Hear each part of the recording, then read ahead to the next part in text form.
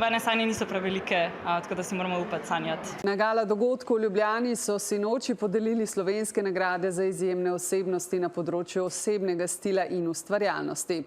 Revija Elle je nagrado za življenjsko delo namenila sloviti Miši Molk, moški leta je postal Magnifico. Med nagrajenci pa so se znašli tudi reperka Masaja, podjetnica in nekdanja manekenka Maja Bulc, pa tudi nekdanja tekmovalka šova Masterchef Slovenija Brina Robinik Kobal. Slovenski oskarji za stil in kreativnost so podeljeni. Najlepša hvala. Jaz se pa tako trudim z muziko, da bi dobil kakšne nagrade pa nič. Takole je Magnifico smeje sprejel nagrado za moškega leta, ženska leta je postala Maja Bulc, revija Elle pa je letos nagradila tudi stilske dosežke v svetu kulinarike. Enkrat še ne vem, kaj naj čutim, zares, ker se v bistvu mi zdi, kakor da se to zares ne dogaja.